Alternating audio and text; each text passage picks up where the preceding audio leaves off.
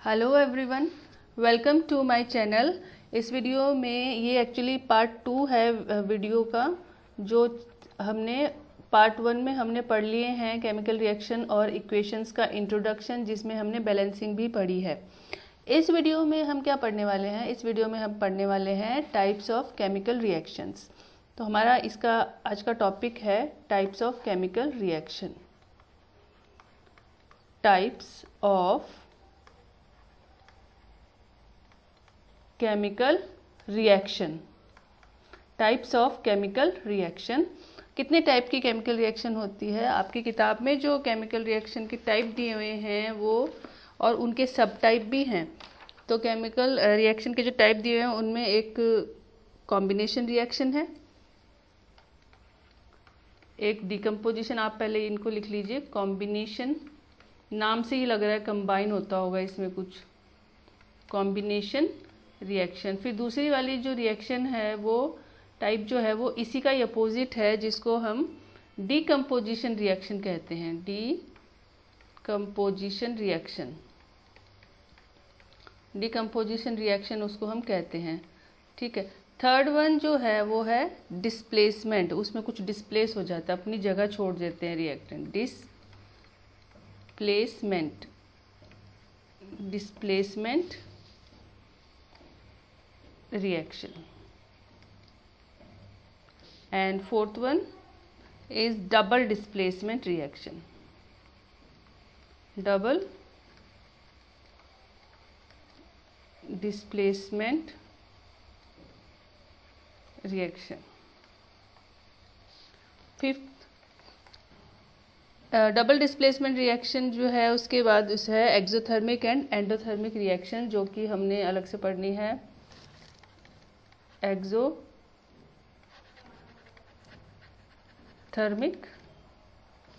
Reaction and endothermic reaction. Endothermic reaction, इनका अलग से वर्ड मीनिंग है। सारी जो रिएक्शन है एक बार जब हम याद कर लेंगे तो हमें इनके लिटरल मीनिंग से ही ये रिएक्शंस याद हो जाएंगी। तो हम सबसे पहला जो हमारा टाइप है रिएक्शन का वो पढ़ते हैं, दैट इज कॉम्बिनेशन रिएक्शन।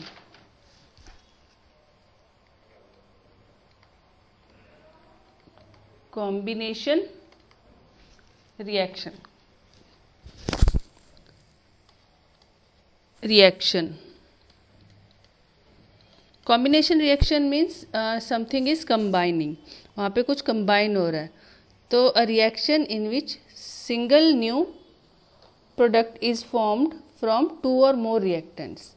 इसको आप सिंपली लिख लो, टू और मोर रिएक्टेंट्स। दो या दो से अधिक रिएक्टेंट्स इसमें कंबाइन हो जाते हैं, रिएक्ट करते हैं। इसको हम या तो कंबाइन भी कह सकते हैं या रिएक्ट करना भी कह सकते हैं। तो हमें याद करनी है इसको, इसलिए हम कॉम्बिनेशन है रिएक्शन का नाम में, तो हम इसको कंबाइन लिख देते हैं। Combine, combines to form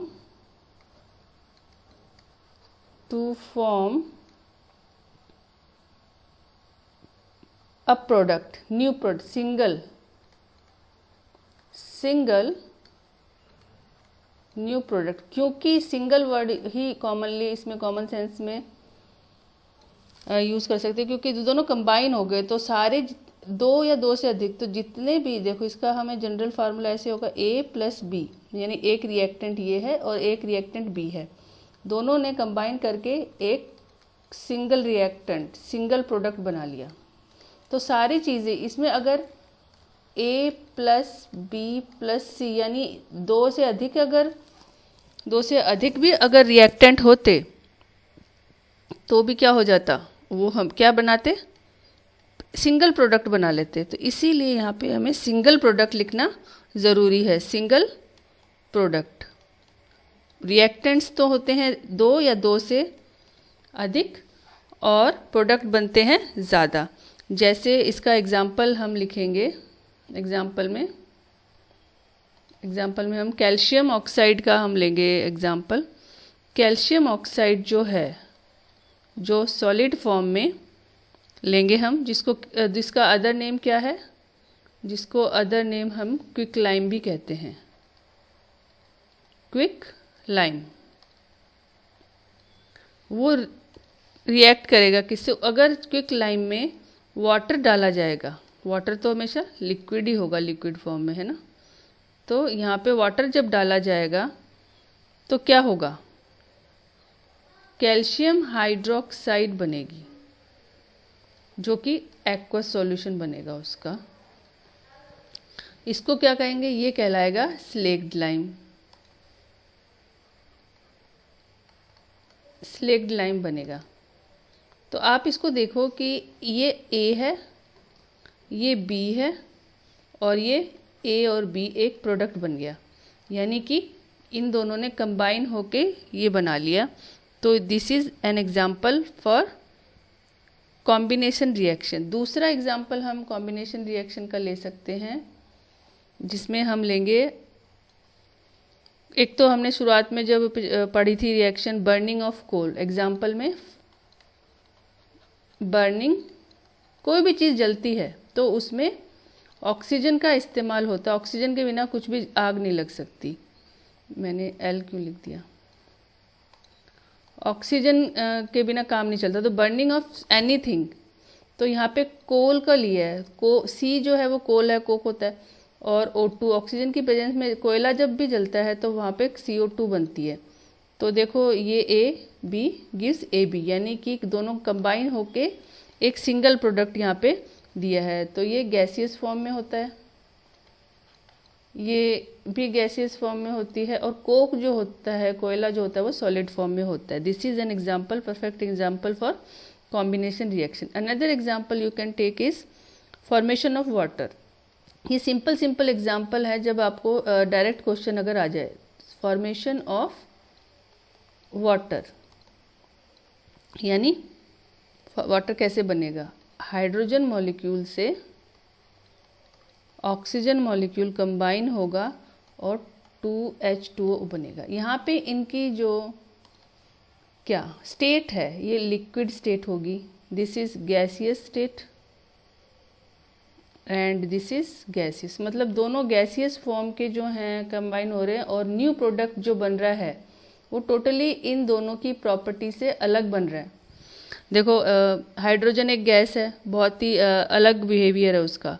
oxygen एक जलने में हेल्प करने वाली रिएक्शन है, बट दोनों जब कंबाइन हो जाते हैं तो एक लाइफ ब्रिंगिंग लिक्विड बनाते हैं, जो कि लाइफ के लिए बहुत इंपॉर्टेंट है। यूनिक लिक्विड बनाते हैं, जो कि क्या कहलाता है? वाटर कहलाता है। तो इसीलिए तो कहा जाता है कि केमिकल रिएक्शन में प्रोडक्ट जो बनता है उसकी जो प्रॉपर्टी है वो रिएक्टेंट से बिल्कुल अलग होती है। ठीक है, जैसे एवरीडे हमारी डे टू डे लाइफ में जैसे स्लेक्ड लाइम है, अभी हमने जो स्लेक्ड लाइम पढ़ा वो कहाँ यूज़ होता है? ये स्लेक्ड लाइम जो है वो वॉशिंग में यूज़ होता है, वो दीवारों पे लगाता है वॉशिंग, वाइट वॉश के लिए, कली जो की जाती है सफ़ेद रंग की वो। कैल्शियम हाइड्रोक्साइड जो है बहुत धीरे रिएक्ट करता है, धीरे धीरे क्या करते हैं कि इसको क्या करते हैं, जब इसको दीवार पर लगा देते हैं, वॉल पे लगा दिया जाता है, और ये वहाँ पे धीरे धीरे कार्बन डाइऑक्साइड के साथ रिएक्ट करेगा, हवा में जो भी कार्बन डाइऑक्साइड है, और एक कैल्शियम कार्बोनेट की लेयर बना लेगा, जो कि बहुत ही वाइट और सॉलिड वाइट होती है। अच्छा वाइट, चमकीला, ब्राइट वाइट दिखने वाला कलर होता है, जिससे कि दीवारें वाइट हो जाती है। ये रीज़न होता है। कैल्शियम हाइड्रोक्साइड से दीवार वाइट नहीं होती है। कैल्शियम हाइड्रोक्साइड आगे कार्बन डाइऑक्साइड से रिएक्ट करता है, फिर जाके CaCO3 बनता है, जिससे दीवार सफ़ेद लगती है, ब्राइट लाइट कलर ऑब्टेन होता है। ठीक है, तो नेक्स्ट हमारा रिएक्शन है डीकम्पोजिशन रिएक्शन। डीकम्पोजिशन, इससे पहले एक एक्टिविटी ऊपर आपने देखी होगी, वो देख लेते हैं। डीकम्पोजिशन रिएक्शन, ये करने से पहले वो एक्टिविटी को देख लेते हैं, उसका क्या रिजल्ट होगा। वैसे मैंने एक एक्टिविटीज़ का इस चैप्टर की एक्टिविटीज़ का वीडियो बनाया हुआ है, आप उसको देख सकते हैं। Take a small amount of calcium oxide CaO, और उसमें वाटर डालेंगे तो क्या होगा, बीकर जो है वो गर्म हो जाएगा, यानी कि हम लिखेंगे इसमें कैल्शियम हाइड्रोक्साइड बनेगी और हीट प्रोड्यूस होगी। तो यहाँ पे जो हमने लिया ना, इसमें प्लस हीट भी आप लिख सकते हैं, हीट प्रोड्यूस होगी। तो हीट भी एक प्रोडक्ट है। डिकम्पोजिशन रिएक्शन में क्या होता है, चीज़ डिकम्पोज हो जाती है। तो इसका पहले जनरल आप लिख लो। इसमें क्या होता है कि प्रोडक्ट जो होता है वो सिंगल होता है, और नहीं, रिएक्टेंट्स जो होते हैं वो सिंगल होते हैं, और प्रोडक्ट जो होता है वो क्या होता है, वो डबल या फिर 2 से 3 से, क्योंकि स्प्लिट हो रहा है, डिकम्पोज हो रहा है, जो एक रिएक्टेंट है वो स्प्लिट होकर बहुत सारे अलग अलग प्रोडक्ट्स बनाता है, तो वो हो जाती है डिकम्पोजिशन रिएक्शन। तो इसके लिए डेफिनेशन में लिखेंगे, a chemical reaction in which a chemical reaction in which a reactant means a single reactant break down, टूट जाता है, reactant breaks down, टूट कर, स्प्लिट भी लिख सकते हैं, डिकम्पोज भी वर्ड यूज़ कर सकते हैं, breaks down to give, simple हो जाएगा ना, कोई भी चीज़ टूटेगी तो वो सिंपलर फॉर्म में बनेगी।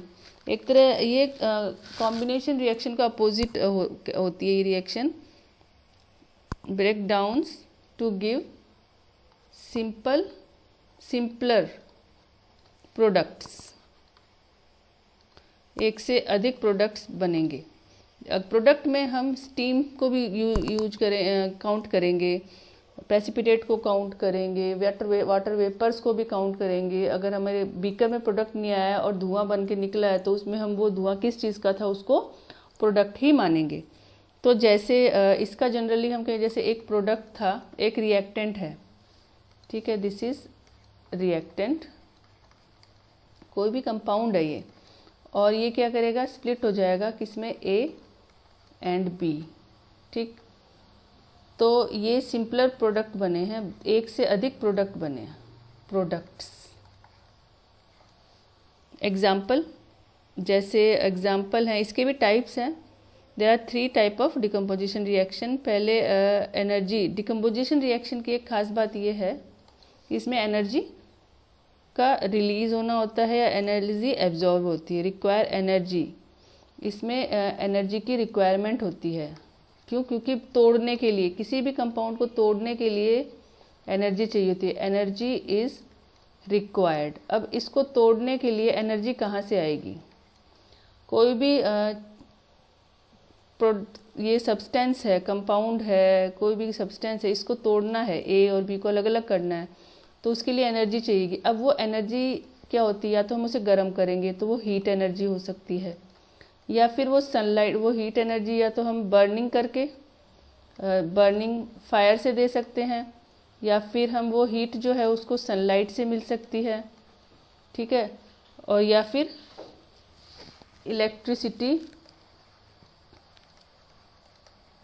इलेक्ट्रिसिटी से भी इनको तोड़ा जा सकता है। तो हीट के बेसिस पे अगर हीट सप्लाई की जाती है, हीट के लिए हम वर्ड यूज़ करते हैं थर्मल, एंड सनलाइट के लिए फोटो वर्ड यूज़ होता है, और इलेक्ट्रिक के लिए इलेक्ट्रो वर्ड यूज़ करता है। तो लाइसिस वर्ड जो होता है, इसमें एक शब्द हम देखते हैं, साइंस में कई बार पढ़ते हैं, लाइसिस। लाइसिस का मतलब होता है स्प्लिटिंग, स्प्लिट।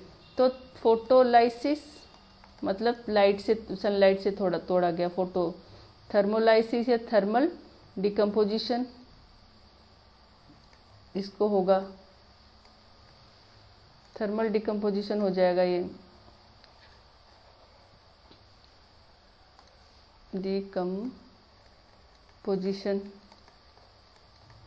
और ये इलेक्ट्रोलिटिक या इलेक्ट्रोलाइसिस, इलेक्ट्रोलिटिक या फिर इसे इलेक्ट्रोलाइसिस बोल सकते हैं हम।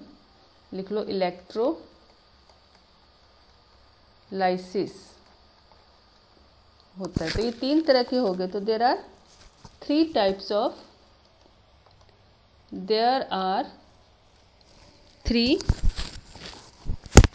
Of decomposition reaction।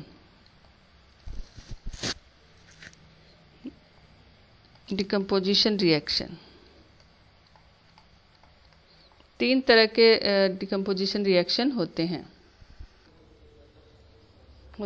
First type is thermal decomposition.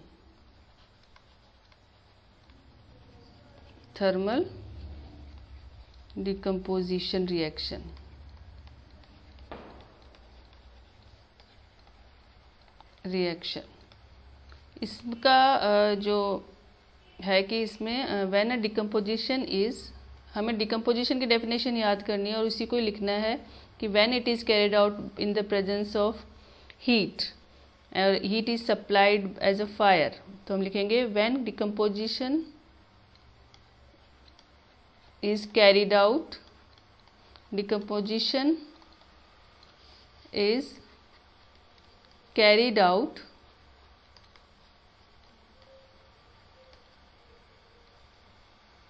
by heating।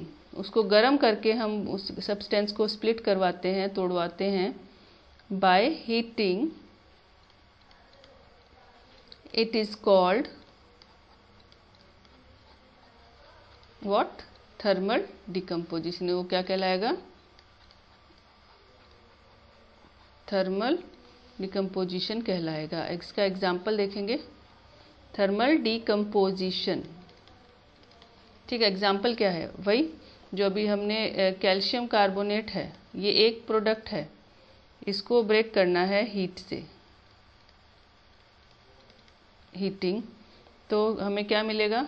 एक तो मिलेगा कैल्शियम ऑक्साइड जिसको क्विकलाइम भी कहते हैं, और CO2 मिलेगा गैसियस फॉर्म में। कैल्शियम ऑक्साइड मिलेगा हमको सॉलिड फॉर्म में, और CaCO3 किस फॉर्म में था? सॉलिड फॉर्म में था।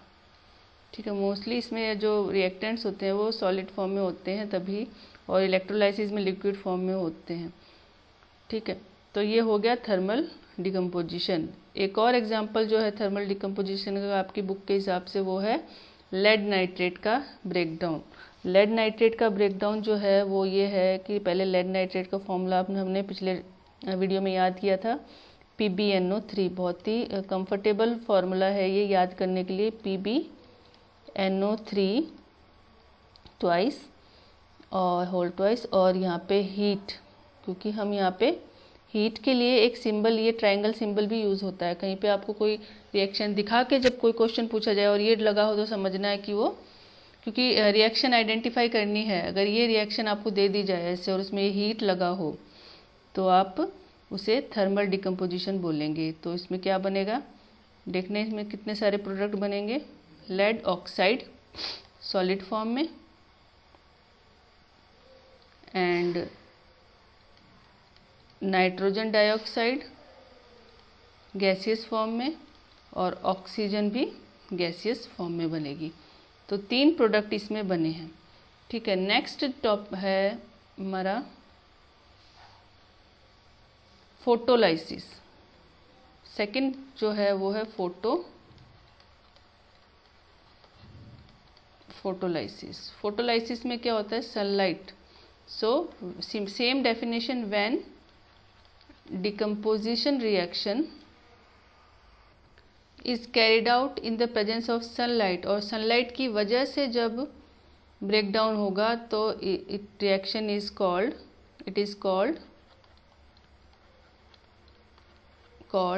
फोटोलाइसिस या फोटोलिटिक डिकम्पोजिशन। फोटोलाइसिस, ठीक है, लाइसिस कहलाएगा। ये ज़्यादा, इसके लिए एक ही एग्जाम्पल है, सिल्वर से जुड़े हुए 2 एग्जाम्पल हैं।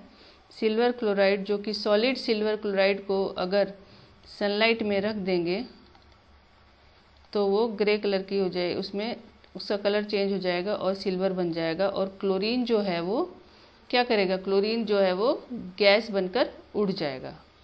ये एक प्रोडक्ट है। प्रोडक्ट हमें इसमें भी एक ही हाथ लगेगा क्योंकि क्लोरीन तो गैस में बन जाएगा, बट उसे काउंट किया जाएगा कि क्लोरीन कहाँ गया। क्लोरीन जो है वो गैस बन के उड़ गया। ये जो ऊपर जो रिएक्शन है ब्लैक एंड वाइट फोटोग्राफी में यूज़ होता है सिल्वर, ये वाला फार्मूला। पहले ब्लैक एंड वाइट में ना क्या रील हुआ करती थी तो उसका फोटो बनाया जाता था, तभी यूज होता था। डिकम्पोजिशन रिएक्शन जो है वो रिवर्स है किसका, कॉम्बिनेशन रिएक्शन का, क्योंकि ये सारे फैक्ट ये हिंट के रूप में दिए जा सकते हैं आपको कोई भी क्वेश्चन पूछने के लिए। अब अगला है इलेक्ट्रोलाइसिस।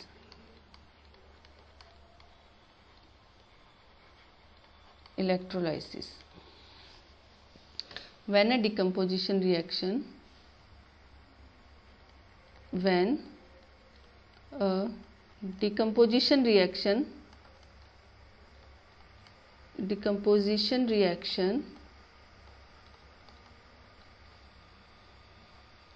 is carried out, या आप लिख सकते किसी भी रिएक्टेंट को जब इलेक्ट्रिसिटी की पावर से उसे तोड़ा जाए तो वो होगी इलेक्ट्रोलाइसिस। तो carried out,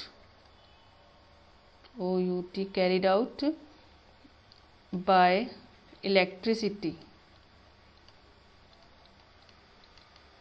it is called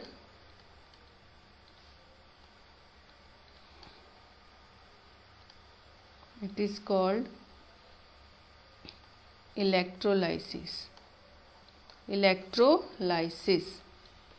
example है, वाटर के अंदर से जब इलेक्ट्रिसिटी, किसी सॉल्यूशन में से इलेक्ट्रिसिटी पास करी जाएगी तो वहाँ पे इलेक्ट्रोलाइसिस होगा, तो इलेक्ट्रिक करंट पास किया जाएगा। इलेक्ट्रिक करंट पास किया जा रहा है तो क्या बन गया, हाइड्रोजन। कैथोड जो है वो पे हाइड्रोजन जमा हो जाएगा और एनोड पे ऑक्सीजन, और कैथोड पे, तो ये क्या हो गया, इलेक्ट्रोलाइसिस हो गया। इसके बाद अगला टाइप है डिस्प्लेसमेंट रिएक्शन। डिस्प्लेसमेंट रिएक्शन में क्या होता है, इसको हम पहले इसकी डेफिनेशन लिख लेते हैं। इसमें जो मोर रिएक्टिव एलिमेंट जो होता है या फिर कंपाउंड अपने कंपाउंड में से डिसॉल्व स्टेट में होता है तो वो डिस्प्लेस कर देता है। इसकी डेफिनेशन लिखें, अ केमिकल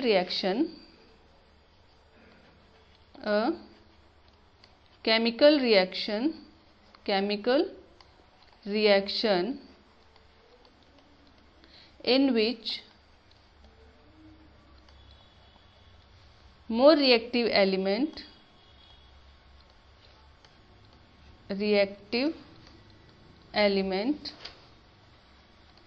इसमें आप यहाँ पे आगे लिख सकते हो फ्रॉम इट्स कंपाउंड, क्योंकि एक कंपाउंड ही यूज होगा फ्रॉम एज ए रिएक्टेंट, तो फ्रॉम इट्स कंपाउंड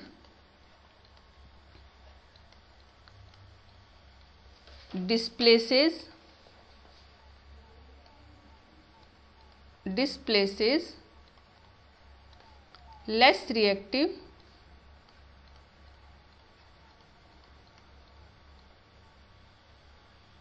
element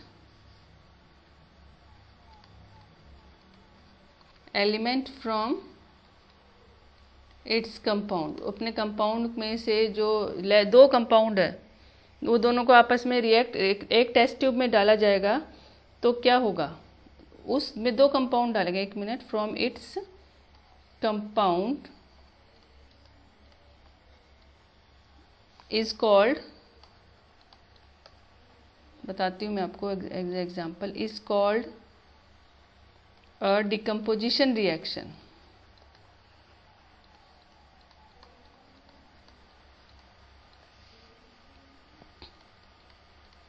जैसे एक टेस्ट ट्यूब में हमने जो दो कंपाउंड डाले हैं, बी कंपाउंड और A compound, A B compound डाला है और इधर डाला है सी डी।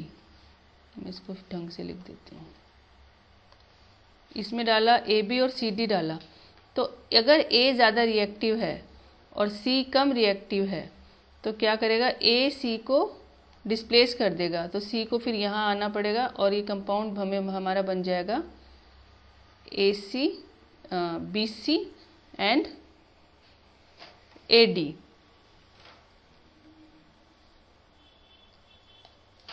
तो इसको हम एज एग्जाम्पल के रूप में समझते हैं, जैसे कि कोई आयरन नेल है। When an iron nail is suspended in aqueous solution, आपकी किताब में एग्जाम्पल दिया हुआ है, तो हम देखते हैं कि आयरन की एक कील है, ठीक है, उसको कॉपर सल्फेट में, जब आयरन की कील को कॉपर सल्फेट के सॉल्यूशन में लटका के रखा जाएगा, थोड़ी देर बाद क्या होगा कि कॉपर जो है वो उस कील पर डिपॉजिट हो जाएगा।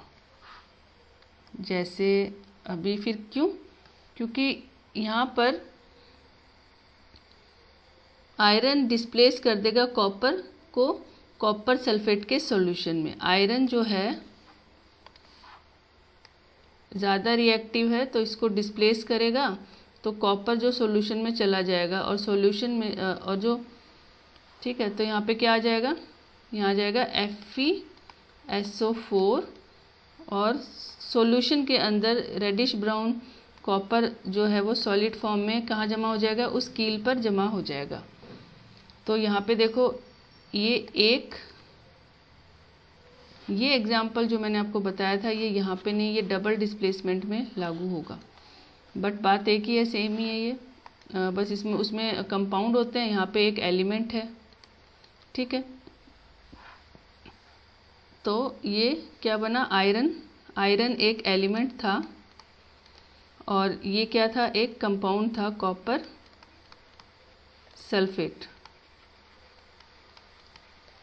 तो यहाँ पर क्या बन गया, आयरन सल्फेट हमारे पास ऑब्टेन हुआ,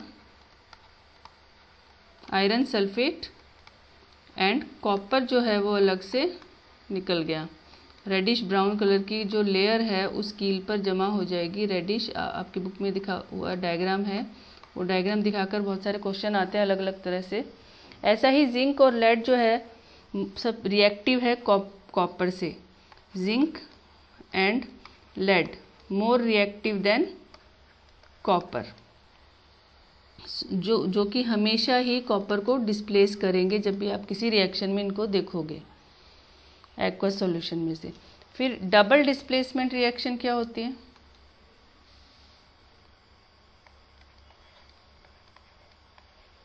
डबल डिस्प्लेसमेंट रिएक्शन, उसमें कंपाउंड होंगे और वो आपस में एक्सचेंज हो जाएगा आयंस का। डिस्प्लेसमेंट रिएक्शन, इसके लिए हम लिखेंगे इसकी डेफिनेशन, अ केमिकल रिएक्शन, ये क्या होती है, एक केमिकल रिएक्शन होती है जिसमें आयंस जो हैं आपस में एक्सचेंज कर लेंगे। चलो इसको पहले इसकी डेफिनेशन लिख लेते हैं। A chemical reaction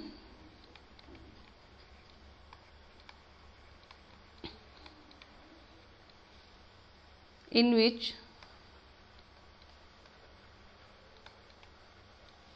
there is an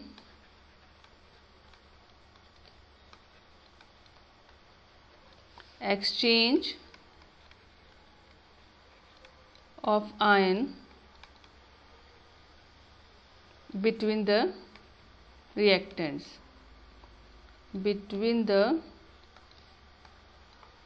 reactants के बीच में आयन्स जो हैं आपस में एक्सचेंज हो जाते हैं और एक अलग कॉन्ट्रास्ट प्रोडक्ट बनाते हैं टू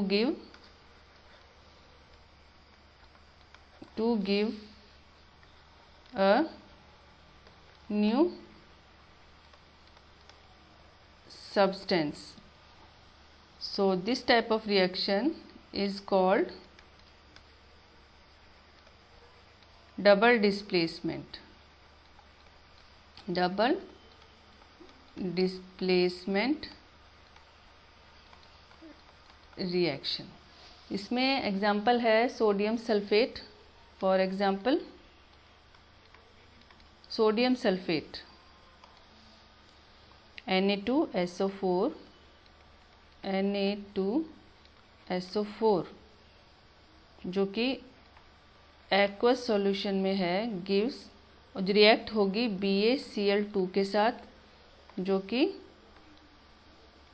एक्वस सॉल्यूशन में दोनों, और फिर प्रोडक्ट क्या बनेगा, बैरियम सल्फेट और सोडियम क्लोराइड, इसमें बेरियम सल्फेट जो बनेगी वो प्रेसिपिटेट के रूप में बनेगी, तो ऑब्वियसली सॉलिड, और सोडियम क्लोराइड जो है हमेशा सॉल्यूशन के रूप में बना है तो एक्वस। ये है, इसको लिखेंगे हम। तो यहाँ पे क्या हुआ, आपने देखा कि प्रेसिपिटेशन रिएक्शन भी इसको बोलते हैं, ठीक है। यहाँ पे इसने आयंस का एक्सचेंज हो गया,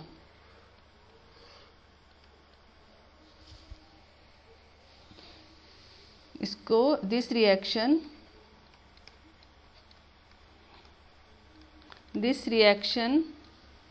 is also called known as also known as precipitation reaction। Precipitation reaction कहलाती है ये।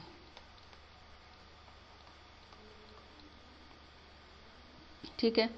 न्यूट्रलाइजेशन एक रिएक्शन होती है जिसमें एसिड और बेस आपस में रिएक्ट होकर न्यूट्रलाइज करते हैं। तो फिर ये रिएक्शन भी इम्पॉर्टेंट है क्योंकि इसका एग्जाम्पल में आता है, एग्जाम्पल देके या फिर रिएक्शन को आइडेंटिफाई करना है। न्यूट्रलाइजेशन, तो हमको अगर एसिड और बेस देख दिए हुए हो तो आप उसमें न्यूट्रलाइजेशन रिएक्शन उसको लिख सकते हैं। जैसे न्यूट्रलाइजेशन रिएक्शन में acids react with base and gives salt. इसको याद कैसे रखना है, सॉल्ट प्लस वाटर। यहाँ पे वाटर श्योर है, जैसे पहले हमने देखा था कि मेटल के साथ अगर एसिड रिएक्ट करेगी तो हाइड्रोजन गैस श्योर है, तो वैसे ही एसिड बेस रिएक्ट होने पर वाटर श्योर होगा। तो यहाँ पे एसिड कोई भी लो, जैसे एसिड लेंगे हम कोई भी एसिड ले लेते हैं, hydrochloric acid reacting with sodium. ये सब मोस्ट कॉमन और मोस्ट यूज्ड एग्जांपल है, मोस्टली इजी है ये, तो सभी यूज़ करते हैं। यहाँ पे सॉल्ट किसका बना और वाटर बन जाएगा। हम पहले वाटर निकाल लेते हैं इसमें से H2 और O, तो फिर हमारे पास NaCl बचता है और हमें ये याद करना इसलिए भी आसान रहता है। कैसे करते हैं इसको याद करने के लिए तरीका है, जैसे वाटर निकाल लो, वाटर ये निकल गए, ठीक है। तो ये तो इधर लिख लिए, हमारे बचे क्या, हमारे पास बचा क्लोरीन और सोडियम, तो इन्होंने क्या बना लिया, NaCl बना लिया, ठीक है। ये है न्यूट्रलाइजेशन रिएक्शन। इसके बाद अगले वीडियो में हम पढ़ेंगे ऑक्सीडेशन एंड रिडक्शन। इस वीडियो में इतना ही। Thank you.